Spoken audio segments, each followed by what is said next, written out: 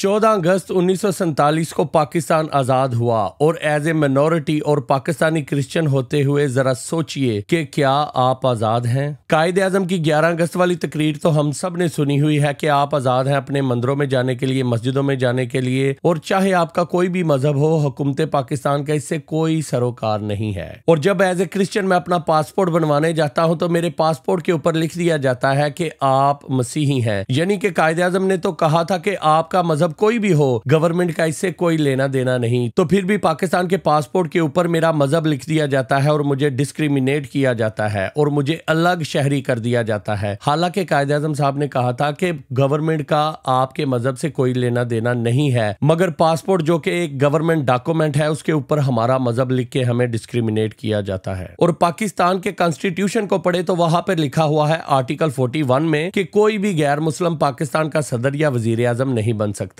और आपने बड़े इश्तिहारों के अंदर तो पाकिस्तान के अंदर देखा होगा कि जहां पे लिखा होता है कि सफाई वाले सिर्फ गैर मुस्लिम या क्रिश्चियन ही चाहिए। हालांकि पाकिस्तान की सरजमीन के क्रिश्चियंस तो वो हैं जिन्होंने अल्लामा इकबाल को पढ़ाया लिखाया, जिन्होंने कायदे आज़म को पढ़ाया लिखाया, डिसिप्लिन सिखाया ताकि वो हमारी कौम के बानी बन सके। चाहे बेनजीर हो, भुट्टो साहब हो, मरियम नवाज हो, नवाज शरीफ हो, उनके बच्चे, और बड़ी लंबी लिस्ट है। अगर हेल्थ सेक्टर की बात करें तो हेल्थ सेक्टर के अंदर भी मसीही लोगों की बहुत बड़ी हिदमात हैं। और डेवलपमेंट की बात करें तो सर गंगाराम का नाम तो आपको याद होगा, जिन्होंने लाहौर को इतना खूबसूरत और इतना अच्छा बनाया कि उनका नाम भी अब लोगों को याद नहीं आता। और 16 अगस्त 2023 को आपने देखा कि जड़ावाला के अंदर 23 से ज्यादा हमारे क्रिश्चियनों के चर्च जल गए और फिर 200 से ज्यादा मसीही लोगों के घर जल गए और लोग खेतों के अंदर सोते रहे। शांति नगर हो या जोसेफ कॉलोनी हो या फिर शम्मा शहजाद हो, प्रियंका कुमारा हो, शहबाज भट्टी हो या जोसेफ कॉलोनी हो, हमारे मसीही लोगों की आबादियां हर साल जलाई जाती हैं और आए दिन मसीही लोगों के ऊपर ब्लास्फेमी के पर्चे कर दिए जाते हैं। जैसा कि नजीर मसीह का वाकया तो आपको याद होगा कि सरगोदा के अंदर वो एक बिजनेसमैन था, उसका अपना स्टोर था और उसकी अपनी जूतों की फैक्ट्री थी, और हमारे मुस्लिम बहन भाइयों को वो अच्छा नहीं लगता था कि ये क्रिश्चियन होकर इतनी तरक्की क्यों कर रहा है। उसके ऊपर झूठा ब्लास्फेमी का इल्जाम लगाया गया और फिर उसको कत्ल किया गया और उसकी फैक्ट्री जला दी गई और तमाम तर मालो सबाब लूट लिया गया। एज ए क्रिश्चियन मैं आपको अपनी गवाही सुनाता हूं कि जब मैं पाकिस्तान के अंदर जॉब ढूंढने गया तो मुझे जॉब मिल गई,